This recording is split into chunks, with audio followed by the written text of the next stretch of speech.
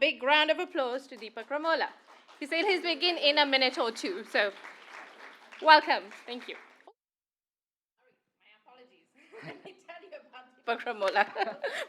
Okay, so Deepak Ramola is a wisdom historian and award-winning educator, co-teaches MIT's Meaning of Life course. A Harvard GSE graduate, he was the Kindness Ambassador for UNESCO MGIEP. He's the founder of Project Fuel, and Deepak has collected life lessons from 195 countries and authored 3 best-selling books. Let's again just put all our enthusiasm in there after this information and welcome Deepak Ramola. Thank you, Vedika. Thank you. Hi, everyone. Welcome and good morning, and thank you. I don't know about you. I like listening to my introduction. It's the only time you're like, wow, okay, that's been a good long life. This topic, as you can see, is to be rich without money. Both an invitation and a provocation. I didn't say how to be rich with money, so if, without money, so no formulas guaranteed. Last year was my first time at Sala. This is my second year. And last year, this is what the room looked like. And the session was called Cultivating Your Inner Quiet. And I was so scared because the room was so steep. I don't know if you can see it. I thought at some point they're all going to fall on me if they don't like what I'm saying. This year, because I said I'm going to talk about to be rich without money, they've put me on stage for safety purposes because this is Bay Area, right? They're like, you're talking about a topic that might ruffle some feathers. But I want to invite you to this conversation, this experience, as my mother would say, to understand and explore a dimension of wealth that you may not have. I gave this talk a few weeks ago in India to a bunch of investment guys and hedge fund managers, and this guy walks up to me at the end of the session and he says, I loved what you did. Can you name it to be rich beyond money? And I said, why beyond? And he said, I can't imagine a life where there is no money. So I said, that's the point of the talk. And he says, yeah, but like if you can just make it beyond, it'll be so comforting. And I said, imagine a time when there was no money. So he thinks for a minute and he says, I can't. I hope that your experience doesn't fall into the same bracket, but more so, encourages you to come along with me on journey. So here's what's going to happen for the next hour. I'm going to tell you a bunch of stories, make you meet a bunch of fascinating people from around the world. I'm going to make you play some games, and I'm going to allow and facilitate for some exercises that will, help you reflect, introspect, connect, and collaborate with each other. But because I'm a classroom teacher for the last 15 years, I cannot start directly with my presentation. I always like to calm my nerves by playing a game. And some of the, who were there last year in my session at Sala? Okay, so you're the veteran of this game, okay? Make sure they all don't cheat and they win. The game is simple. On the count of 1, you will clap once. So let's try that. 1. On the count of 2, you will clap twice. On the count of 3, you will clap thrice. Okay, good. You're on track. The only rule of this game is that you all have to clap together. You are one team. I am your opponent. Only one rule. Clap together. Okay? Even if one person claps wrong or off, you all lose and I win. So, it's simple. I mean, guys, you got this. You got this. Okay. 1. So, can you hear that? That's the sound of you losing. When you finish clapping and you still hear a sound trailing off in the distance, that's someone making sure you don't win as a group. So, let's try that again. 1, 2. Good, but 3 people getting there. This is just warm-up. This is not even level 1 of this game. So I'm like, wow, this is 1 hour later, people are still clapping. Okay. Let's spice it up, okay? I'm going to go faster, and I'm going to switch the order. So, 2, 2, 2, 1, 1, 1, 2. Okay, tell me this. Are you smart or are you cool? I mean, we're sitting in Stanford, so right? How many of you think you're smart more than you're cool? Nobody? Okay, thank God. I mean, both. Okay, that was going to be my follow-up question. How many of you think you're smart and cool? Okay, and those who haven't raised their hand, I'm sure there is some category I cannot bucket you into. But okay, for all those of you who are self-aware, smart and cool, smart or cool, let's try it again. 1, 2, 2, 1, 1, 3, 1, 1, 1, 0. You see?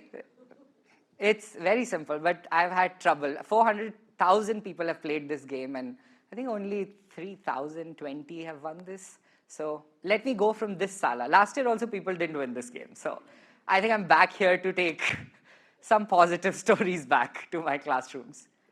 One last try, and then we return to this at the end of the talk, okay? Take a deep breath, everyone. There's so much pressure in this room. No one's going to win a ticket to Hawaii if you get this right. Just putting out the incentives. You win, and you make me lose. That's the reward. Okay. And we're going to try it one more time. But here's the thing. The reason you're not winning on such a simple exercise is because you're not following the one rule of the game. Remember what the rule was? You all are in one team. And as I'm seeing from here, nobody is caring about the person sitting next to them. They're like, 1, yes. 2, yes. Nobody's checking, saying, are you doing okay? Is he too fast for you? Check, trace my claps. When we play as a team, we check on our team members. And so, we'll try this one more time. And because now I've told you a trick to the game, I'm going to make it a level difficult. Close your eyes. Close your eyes. I can see you, okay? So if you can see me, I know you haven't closed your eyes. You're like, yes. Okay, take a deep breath. And do not try to win for yourself. Win for the collective. Try to listen to the sound of the room, track along, clap, pause, and go as you hear this, okay, in the room. 1, 2, 2, 1, 0. See, one person. Good ratio. I'm going to give you one more shot. 1, 2, 2, 3, 1, 1, 0. Good job, everybody. See, no tricks. You can get this. And if we practice it 2 more times, you'll get it just fine. Many years ago, about 5 years ago, I was working with the Maasai in Tanzania.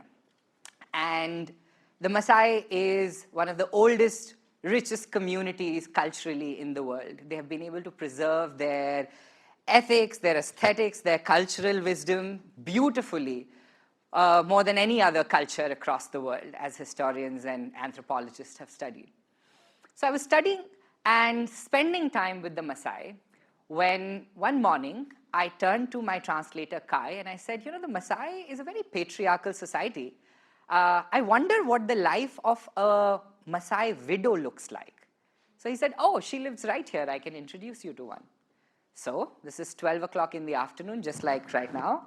And Kai takes us, me and 2 of my cinematographers, and we start walking with him, as you can see, very much on a flat land with some mountains at the distance. It's now 1 o'clock. We are somewhere here.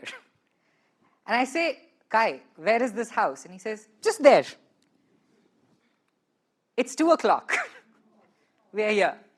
These huge cactus forests. I say, Kai, where's the house? It's been a while. We've been walking. The driest air, and you know, it's quite intense. That's my cinematographer trying to give up on me and this project. And that's me in the middle of the 3rd hour.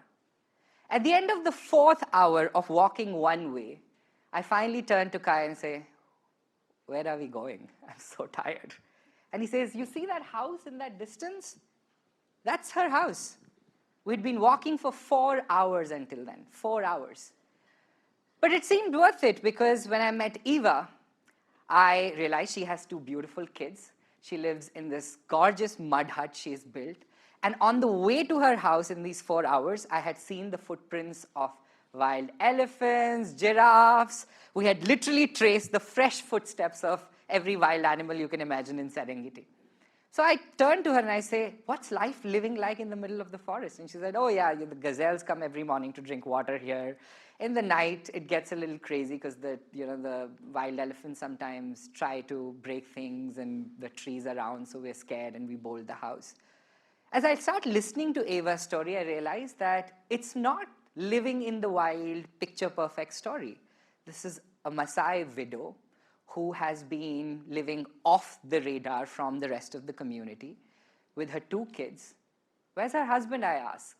He was very unwell, went to Arusha, and was shot dead, she says. How do you keep the kids healthy and safe, and how do you raise them? Oh, I go begging every 2 weeks to collect grains, and I try to collect firewood from the forest. I sell that on the highway, and that's how I make my little bit of living. By this 20th minute into the interview, I have realized that Eva's life is anything but comfortable. So I ask her a question as I see her, eyes, fiery eyes. I say, Eva, all this pain, do you believe in God? And she says, yeah, I do. I'm a woman of faith. So I said, okay, if you meet God one day, what are you going to tell him about all of this thing that has happened to you, this begging and raising kids and living in the middle of the forest? She throws her hand up in the air and she says, Asante, Asante, Asante. I will say to him, thank you, thank you, thank you. And that's literally the moment she said it, so the picture is right there. I don't even have to enact it for you. And she laughed this laugh that was so thick with joy. I said, won't you complain? And she said, about what? And I thought, yeah, maybe what I see is this tumultuous life of, lack of material things and probably the suffering that human beings are granted as soon as they are granted a life. But what she sees is the resilience and the tolerance to be able to overcome it and still be here. The conversation with Eva and her thank you made me realize a very important question. If money wasn't a part of the conversation, what are you rich in? I asked this question to somebody in the Bay Area a week ago. I cannot tell you how stressed I was at the end of that conversation. He was like, that's an invalid question. There is no life. And I was like, think primitive. So I don't want you to answer that yet. I want you to investigate it. I don't want you to land at a question. This is not an engineering exam or some Kaun Banega Crorepati. It's us exploring. My mother, fascinating human being, believed a lot in that question and whatever answers it invoked for people. She was pulled out of school when she was in grade 5 by her grandmother, who didn't want her to study with boys or study at all. My mother was the eldest of 8 siblings and was the first one to be removed from school, and never had a chance to lift another book, to write her name. I remember in grade 6, in parent-teacher meeting, we had my mother coming. So they had to sign if the parent showed up. And my sister and us, teaching her how to sign. So her name is Pushpa. So we taught her how to draw a P. And then we're like, you can't write the whole thing. She's like, this is too complicated. So she learned how to make 3 little mountains and a big line. And that's how she has signed all her life, but learned to still. My mother, despite being pulled out of school, was a great inspiration because I used to think this woman manages the finances of the house without ever having gone to school. My mother still manages the finances of the house without knowing profit and loss, interest equations ever. Gives the greatest relationship advice, has never read Socrates or Confucius or anything. And so at age 14, much around the time when this picture was taken, I walked up to my mother and I said, how do you know so much if you didn't go to school? And she said, oh, the fact is I didn't go to school. The truth is life is my classroom. I'm learning from living. That one statement of hers influenced me so much that I thought if she's learning from living, that means everyone who's living is learning something. And that's when the population of the world, which is 8 billion now, seems like a good number, right? If every person in the world gave you just one piece of lived, authentic wisdom, we would have a solution repository of 8 billion perspectives. To my 14-year-old brain, that was a good math. I thought, well, if I collect all of this wisdom by the time I'm 17, my name will be in the Guinness Book of World Records. I would be the first person in human history to commit no mistakes. But obviously, as I started learning from the lessons, I realized the best part about learning from other people's wisdom is not that you don't make mistakes, is that you don't make the same mistakes that a million people before you have already done. It's like going to watch a movie and knowing what the climax is. You can switch the plot if you know what people learn. So I've spent the last 15 years of my life designing the wisdom and stories that I have collected, inspired from my mother's story of people from around the world, 195 countries now. And I've tried passing them on in different forms across the world. And everybody has something fascinating to share.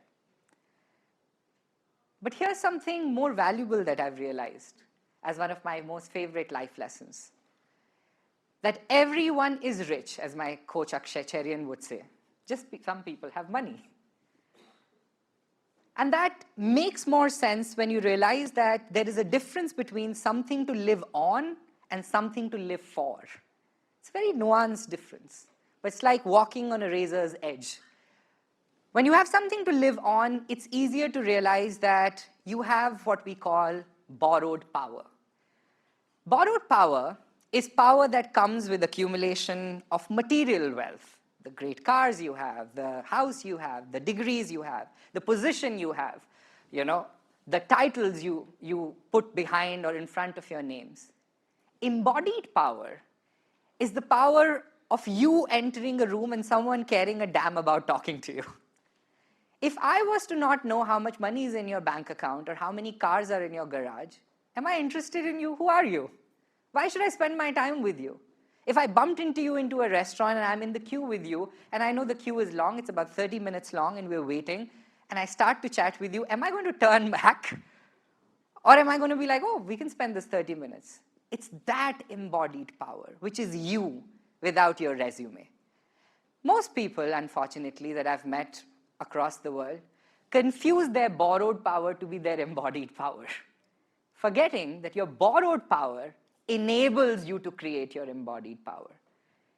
What you do and who you are.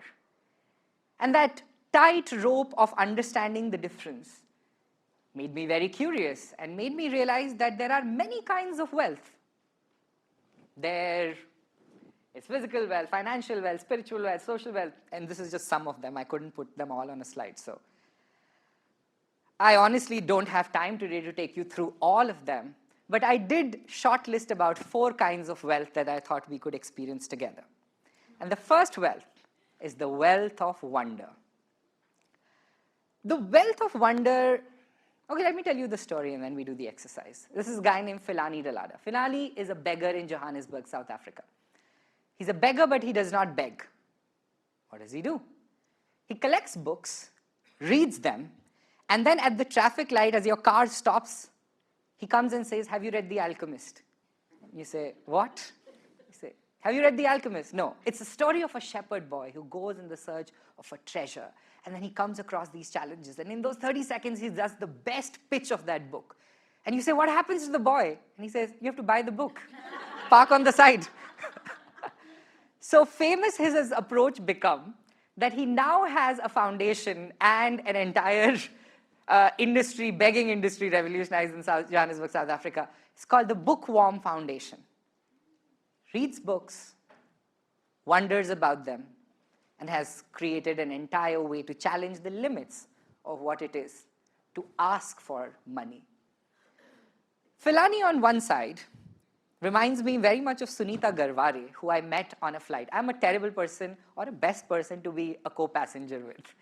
Because I will ask questions about you and your life. Salima ji probably can attest. She was at dinner with me last night and I was asking her about her life lessons 3 seconds into us meeting.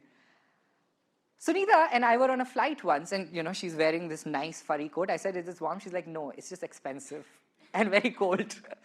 And I said, okay. And so we got talking. By the time we got off the flight, she said, my life lesson, Deepak, is very much inspired by my father-in-law. He was an amazing human being. And every time my children or his grandchildren would come to him with a drawing, he would not say, wow, kitna acha hai, let's put it on the fridge or on the wall. He would say, oh, that's a house. It has 3 stories. How many rooms does that house have? So the child would say that it has 5 rooms. And he says, who gets the top floor? So the child would say, Papa gets the top floor? And he says, why does Papa get? I am more older. I should get the top floor. Then he said, oh, there's a tree. What fruits grow on that tree? So she said, every time the grandchildren drew something and came to the grandfather, he would spend 30 minutes investigating it. So the next time they brought a drawing, they're like, you know what? It's a guava tree. You live on the top floor. And this is the river that flows from here, but it's a creek and it has become a river. So they would come. And she said the lesson was he was interested. Be curious. Be genuinely invested and interested. Because that sense of wonder allows people to prepare themselves for you every time they meet you. Because they know there will be newer, fascinating questions that will greet them. So how do we begin to understand what we are rich in without money? This is a lesson I have taught since I was 17, and it doesn't get old. So I want you to try this. I want you to know that you've become very proficient in introducing yourself with details. If I literally walked up to somebody outside and said, tell me about yourself, most likely they're going to tell me what company they work at, right, where they grew up. Those are details. To introduce with love means to enjoy the process of making someone aware about who you are. Because everything else, you can pretty much Google it or find it on LinkedIn. Resist the temptation to write any designation, any work. Write who you are. And if I were to bump into you 20 years later in some Bay Area street, and I said, oh, who are you? I hope this answer still remains, even if your company profile changes. So take about 1 minute to think about it, write it down. And then as you finish it, turn to the person next to them and with a big smile on your face, say, hey, I am so-and-so, and this is me. You can try. And if anybody needs pen and paper, we have help in the room.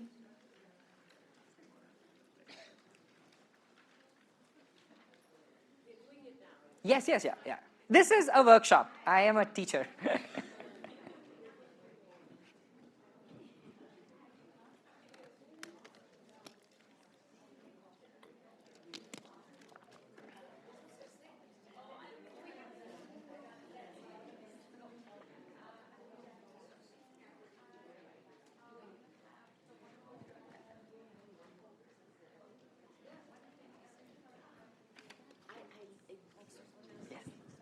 Do you need a paper and pen? No, they're brilliant. Thank you. Didn't say they are thinking that they have to prepare for one day. Thank you. I think 3 people in the front. The next exercise, mostly everybody will need it. So.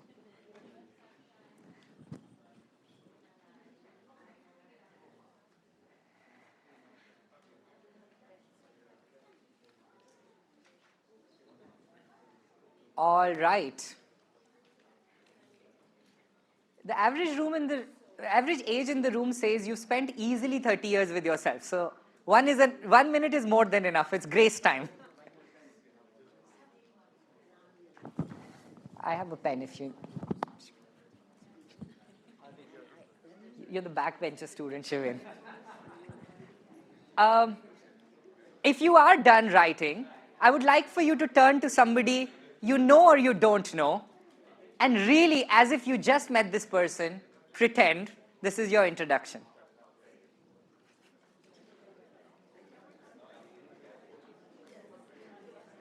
I'll pretend I don't know. Yes.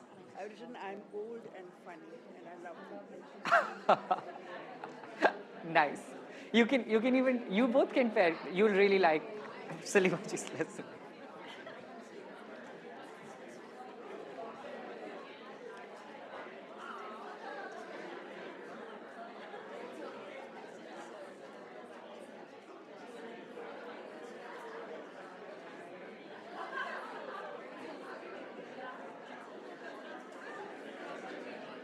Hey, hi.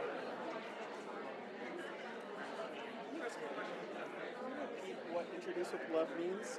Uh, Fall in love with the process of Introducing yourself, like instead of saying what you do, say who you are. who you are. It's the opposite of introduce with details.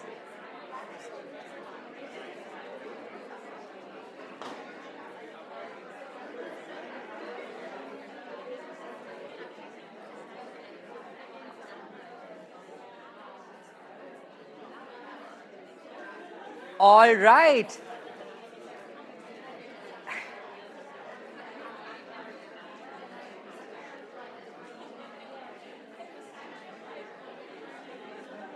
Thank you, everyone. Like school.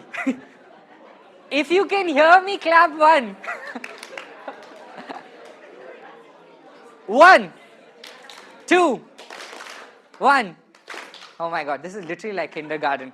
Like, if you can hear me, clap one. I know. See, this is what happens. This is the rest of the talk. You can keep talking to each other. That's what it is to be rich without money. I would really love for you to continue talking, but I have a bunch of stuff that I want to take you through. Like an over-prepared teacher, I did over-prepare, I think, so I'm going to try to cover it as much. But did you see when somebody was introducing with love what their vibe was? Right? There is something more to human beings than their resumes. And when you look at that, you can almost know, do I want to be friends with this person or I want to be done with them as soon as this talk is over? You know, one of those two things. You will know where the exit sign is as people start introducing them with love. Details can be like, ooh, that's an influential person. I should know this. Good networking opportunity. The mind thinks in a very different category of thinking. Introduce with love allows you to get to the wealth of humor. The wealth of humor. Now, I can tell you all the jokes in the world, but I would like for you to do an exercise. And I assume everybody has pen and paper, and if you don't have a pen, like old school days, raise your hand and somebody will have an extra and give you. Or, you know, the Sala team can, Namita or Vedika can help. You know what you're going to do? You're going to find somebody you don't know, okay? You're going to find somebody you don't know. So let's do that first. Find somebody you don't know. And if you're already sitting with them, great. But if you're sitting with somebody you well know too much, pair up with somebody new. And if you, I hope you have a pen and paper. Yes.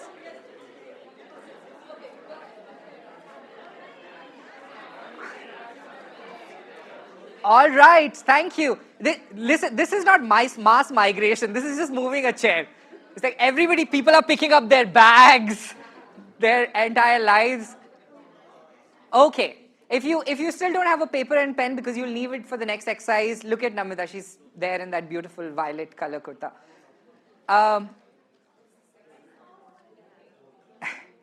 Okay, here's what you're going to do. First, take a deep breath.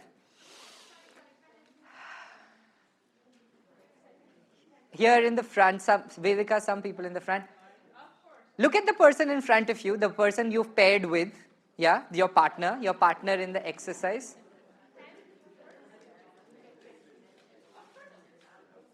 Vedika has a few pens, so she just keep your arm up so she can come to you. Look at the person in front of you. Here's what you're going to do. You're going to draw a portrait of each other. But before the Frida Kahlos and the Michelangelos invoke in you, let me just say, this is no competitive advantage to artists in the room. The task is to not draw the most perfect gallery-worthy portrait. You have to draw a caricature. And let me tell you what is peculiar about a caricature. You draw whatever the face of the person, and then one feature of theirs, you exaggerate. So if they have big eyebrows, you make them bigger eyebrows. If they're wearing glasses, you make them as big as the sun. And try to see if this process of drawing others and yourself being drawn by somebody that you don't know, don't show it to the other person till the end, okay? It's a grand reveal. Make sure you enjoy the process. If you are too stubborn, you're like, what is this person drawing of me? I hope I'm pretty... that means you're not enjoying the wealth of humor. This is all about letting go of the insecurities of how I look. And yes, please start.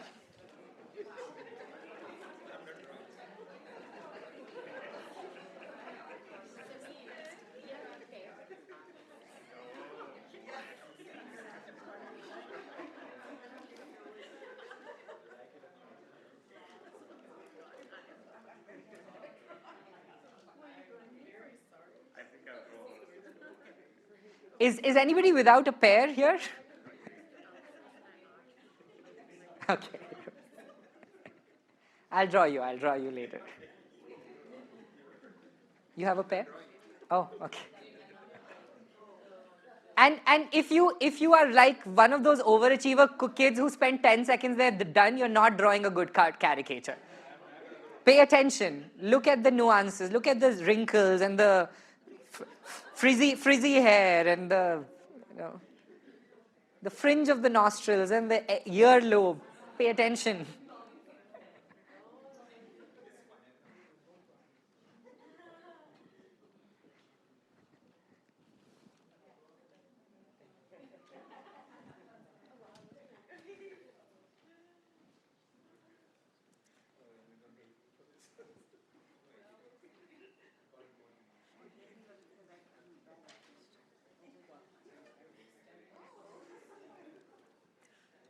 Try to control your amazing artist who wants to make it perfect. We're not striving for perfection. And just know this, if you're drawing them horribly, there are chances that they are also really taking a shot at you.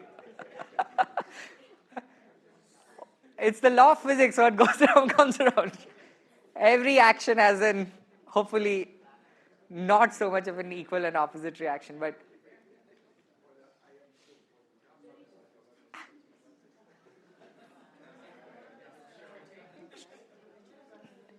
okay. You have 30 seconds more. 30 seconds more. Don't show it to them yet. 30 seconds more. And as you finish this, great. Come back to me. Great, you've done great. Even if it's half done, it's fine. Now I'm thinking, Salima ji, I should have paired myself with you. I could literally put this in a gallery then.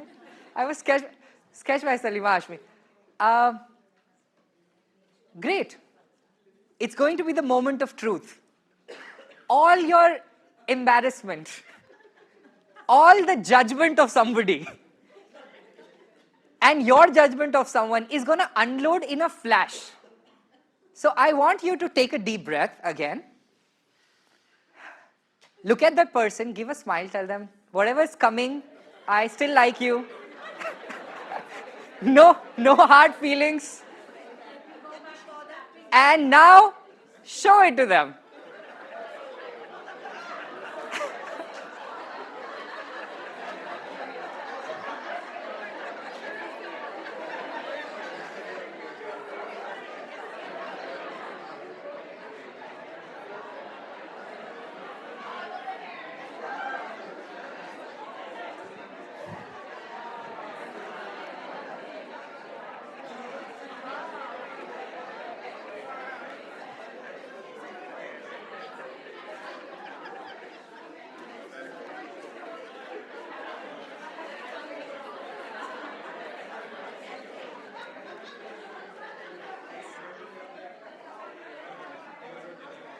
All right.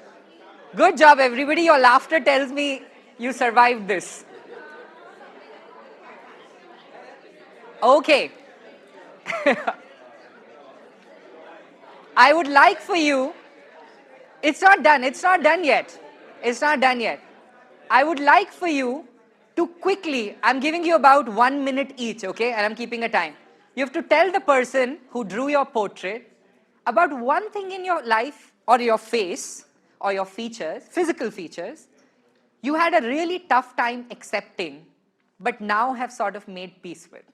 Okay? So they tell you something or are yet to make peace with, but you're en route making peace with it. About yourself to the other person.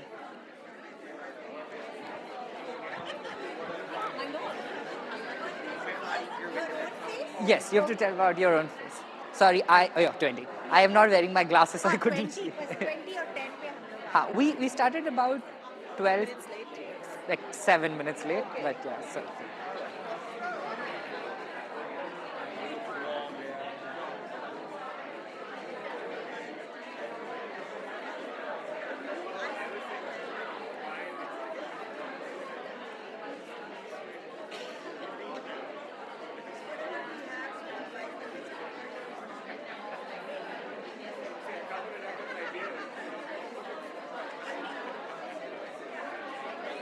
we have one right after you.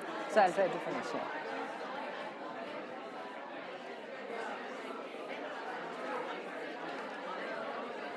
All right.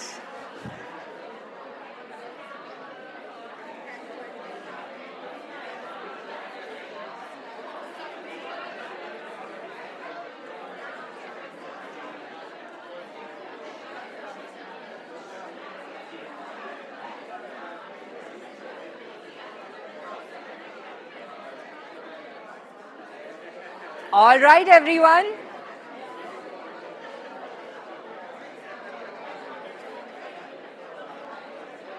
It's like literally like kindergarten now. What did you draw? I want to see. And you two are an artist. Hey. Okay, everyone. If you can hear me, clap once. If you can hear me, clap twice. If you can hear me, clap thrice. Good. Wow. This is exciting. Exciting. Thank you for sharing. And I can see some people really got passionate in sharing. This is the last step of this exercise. Sorry, it's not yet done. Now, the portrait you've drawn of them and whatever you just heard about this person, I want you to write next to the portrait just one line of a love note for this person. Okay? Love note. One line. You've heard them, you've seen them, you've paid attention. What would you say to this person as they go back to their life and hopefully bump into you 20 years from now or in the next panel discussion?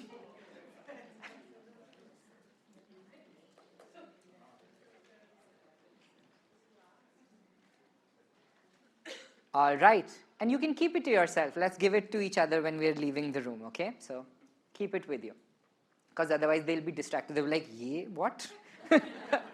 I've just told you about my entire life's trauma and you've just written, good job. So I'll save you the reaction for a while. But I want to take you quickly to the other kinds of wealth. And before I transition into the third kind, I wanted to tell you this very funny story. I've been painting villages with my team, hand painting villages and the wisdom of the villagers onto the walls, and really creating these humongous murals in different places across the world. And the first village that I worked on was called Sword, and it was a ghost village, only 12 families left behind. So I found all the 200 families that used to live there, went with my team, painted gigantic murals that you could only see from across the hill.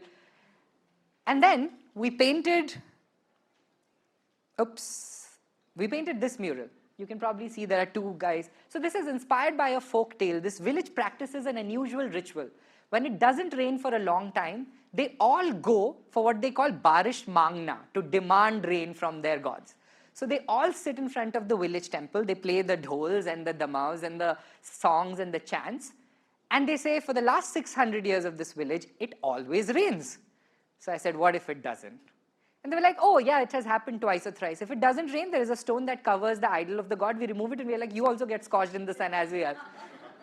And he's like, that's the relationship we share. So I thought, what's an amazing story. This house is literally adjacent to the temple. So you cross this lane to go to the temple. So I thought, well, calling the gods, and we painted. And the artist I had with me, Purnima, she drew these two beautiful. And now as you notice, the guy who plays the damau is looking up at the passing clouds and playing this. Least did we know that the guy who actually plays the damao for the community has some form of, neck or disability or some sort of a challenge that he plays it like this and people mock him. So his mother comes up to us the next day and she says, "Who told you to draw my son like that?" And I said, "No, this is like the story and stuff." And so I'm trying to pacify her. It's a heated situation, We're like, "We didn't meet your son, but okay." And then we invite the son. We're like, "How would you like yourself to be represented?" So we paint his face. He's like, "I just wanted to be looking at the guy who's the dhol guy." So I said, "Okay, cool." We rub the face. We draw the face. The people who had gone off to the market that day from the village, when they returned in the evening, the painting that they saw looking up was looking down. So the news very quickly spread across villages that these are magical paintings. And these murals are actually coming to life. I often think of that as that humor-filled thing, that even in the most stressful situation, there was a perspective of somebody who didn't see the repainting happening and came back to say these are magical paintings. Very stressful situation. But it allows us to see the perspectives. I often ask my students in young classes if they have advice for adults, very much like you and me. Here's a letter from Elliot in Pittsburgh, grade 4, age 9. And Elliot says, "I think adults should think more about the positive things in life. Sometimes my mom will get upset when it's raining while driving in the car. But children will think about how rain is like a free car wash. So adults can practice this by being happier in life." I have about 2,000 of these letters, and if I had time, I would read to you. They really pay attention to every single thing. It is the perspective of a car wash, if not literally to say, what is this useful for? And humor is not ha-ha. Humor often is also allowing yourself to know, I have space to look at things differently than I would have without feeling offended. Okay.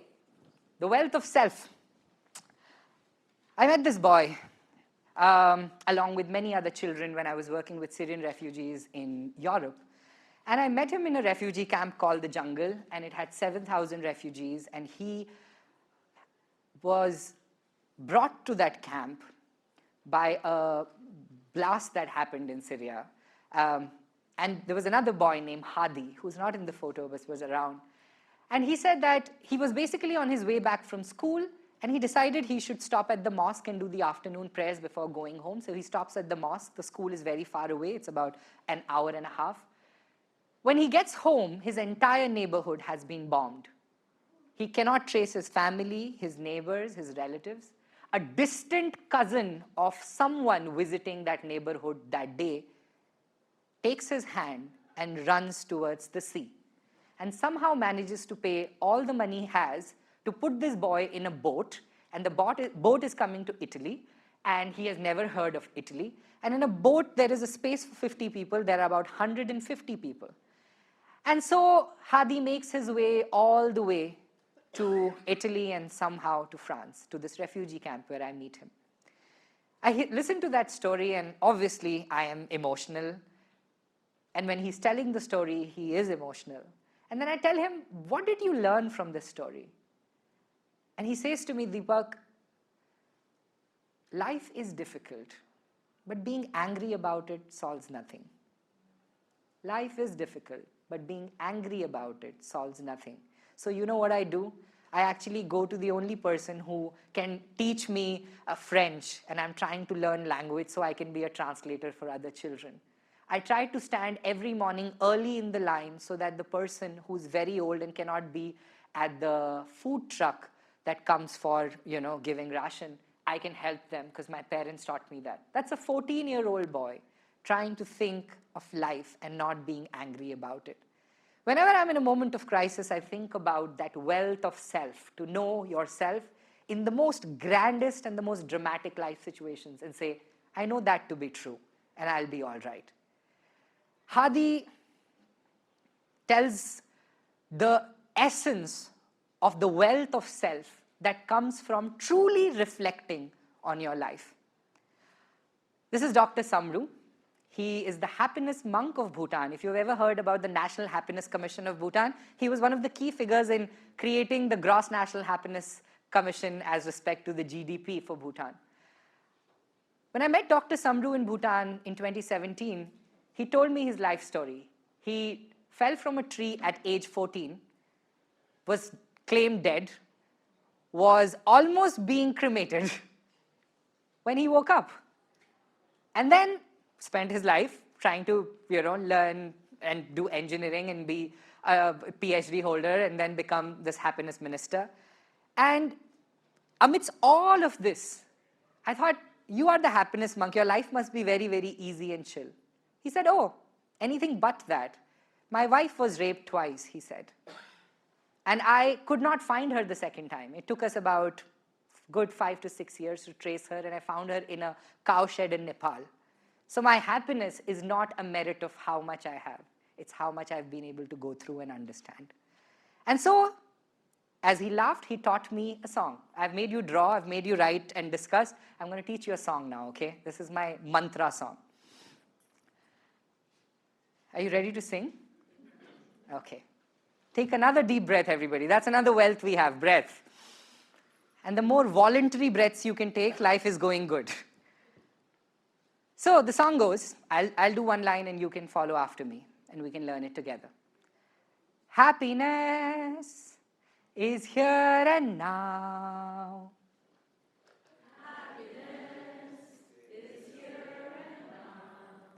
Now, some of you are really singing like this is America's Got Talent. It's not.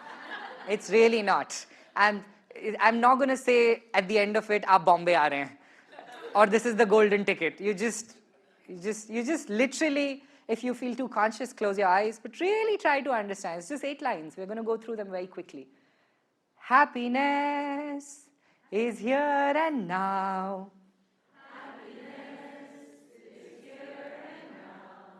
I have dropped my worries. Nowhere to go, nothing to do.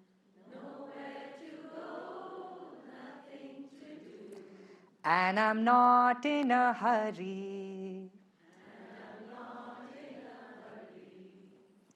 Happiness. Should we take it from the top? You seem like a pro. Please, go for it. Let's do it from the top and then we'll do the whole thing together. So, 1, oh wow, okay. I'm like, 1, they're like, no, happiness. Okay. 1, 2, 3. Happiness is here and now. I have dropped my worries. Nowhere to go, nothing to do, and I'm not in a hurry. Great, now we'll do the second. And try really to know you're not in a hurry. Some people think happiness is here and now, and I am not in a hurry. I was like, you sound like you're in a hurry. So let's do the other way. Okay.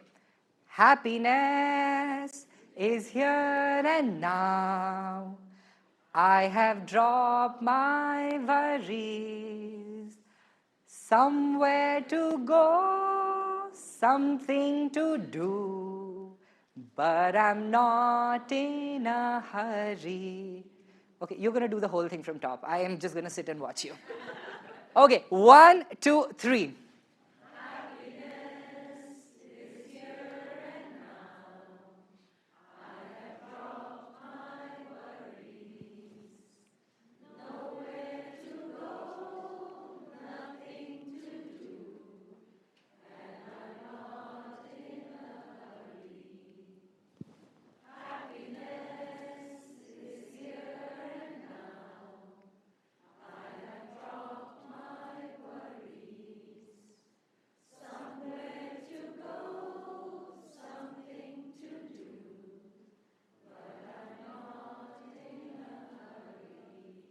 You can create Sala band. We can perform at weddings together.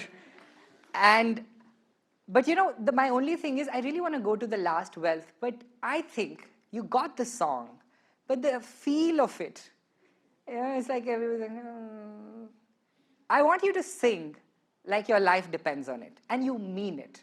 You really mean it, okay? And try to be as loud. We have the room to ourselves, guys. This is 1, 2, 3. Happiness is here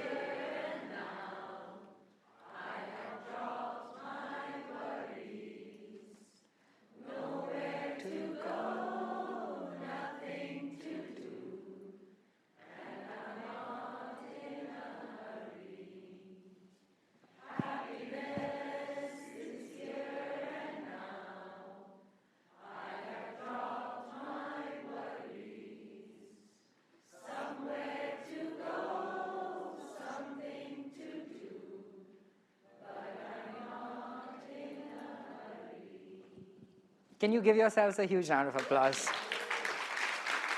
You just learned that and sang it with a whole room of strangers and known people. And that brings me to what you just did, the wealth of wisdom. You see, when we think of wisdom, we think of older people, we think of something abstract. I'm here to tell you wisdom, actually, neuroscience, psychology has proven, my own research has proven, wisdom is a skill. It's a scientific skill that you can develop, what we call wise reasoning or wise decision making. And it's made of these sub-skills. I'm not going to spend time, you can come to the MIT class. Working towards common good, practical knowledge, reflection, to be able to adopt multiple perspectives, navigating uncertainty, and emotional regulation. And if you're able to sort of master these sub-skills, you gain a certain sense of wise reasoning in situations that are very, very difficult. Now, when we think of wisdom, we mostly think of older people, right? Gray hair, wrinkled face. But if there's something that I have discovered in my work, and even with that letter, as you can see, kids also exhibit incredible wisdom. The youngest person's life lesson in Project Fuel, my organization's repository, is 4-year-old. And you know what the life lesson is? Never eat an ice cream from both ends. You will make a lot of mess and you will not enjoy it. We adults are trying to eat the ice creams of our favorite career, relationship from both ends. We want to maximize everything.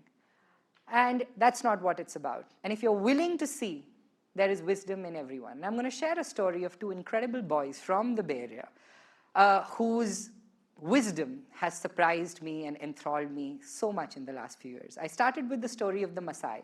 So I want to tell you and close with the story of the Maasai. I invited these 2 amazing, amazing young boys, Yuvraj and Roshan, when I was working in Tanzania, to come and paint the village with me and do some stories. One afternoon, I sent them to interview somebody a little far. They're going with Joseph, who's a young Maasai boy who speaks English. And they meet in that interview process the local medical doctor. And so they ask him, how do you manage to be a doctor in the middle of nowhere, and how are you giving birth to these women? Because the Maasai village is not clustered like Indian villages. It's like one house here, another one 6 miles apart. So the doctor says, well, I try to do the best I can. I have this Jeep. I give like 36 deliveries have happened in my Jeep, which to them is a big shock. They're like, what? How do you manage that? And what's your organization? And he says, oh, yeah, I try to fundraise through local sources. They say, oh, what's your website? Turns out he doesn't have a website. His name is Jackson. He doesn't have a website.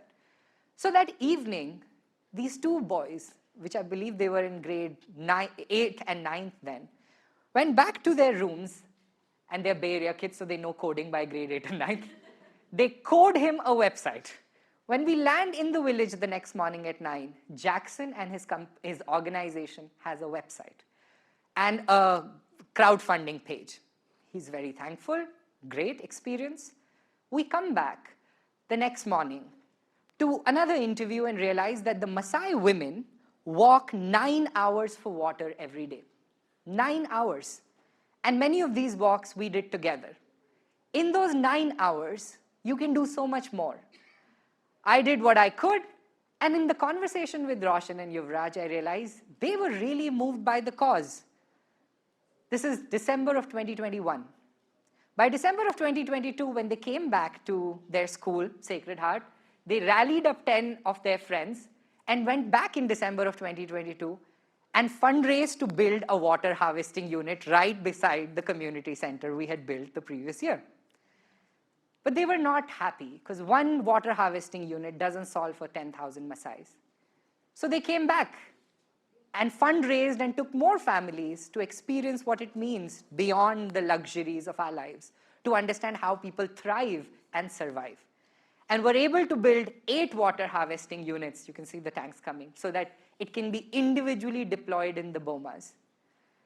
This was 2022, 2023, and you would be amazed that by the end of this year, they would have deployed 100 water harvesting units. And now they're in grade 11th and 12th. Yes, you want to clap, right? I want to clap too. These are kids who have not even gone to college. but the wisdom of understanding about someone's life to the point where you can build a solution. And not just any solution. I was told by Roshan's father, who is in the audience, and Roshan's and Yuvraj's mother, and their dadi, the wisest of all, that they created a satellite imaging and machine learning solution to map where these water harvesting units should be put, which is getting published in a top-tier scientific journal and is due for patent. So when I think about two boys in the middle of a Maasai village walking in that big crevice with a boy named Joseph, I think to myself, what can a conversation between 3 teenagers lead to? I now know wisdom and true solutions for the world. So I'll close by saying this. You all have a life lesson, and your lessons are not just things that you read on the internet and screenshotted on Instagram. These are hard-earned wisdom nuggets that you deploy and employ to live your life.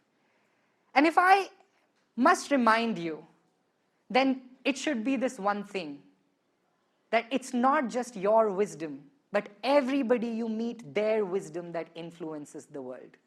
And as Salima ji last night on dinner table told me, a 4-year-old boy named David, many years ago when she used to teach in London, would come to her drawing class and draw with a black paint a tree. And he would say, this is an apple tree, and would continuously draw a black tree. And Salima ji would not interfere, and he would just come, and he was labeled as the troubled child. And she would just let him draw the black tree with the black paint day after day. Many months later, he came to the class one day, and on that black tree, took the red paint and drew 2 apples. And Salima ji said, oh, your trees have apples, David. And he looks at her and says, yeah, my father came home. And she said, the lesson it taught her is if you're willing to see, even a 4-year-old David can teach you something about life. So I hope that as you spend the rest of your days at Sala and your days on this planet, you can acknowledge the wisdom of other people and celebrate it with love, with grace, and with the wealth that,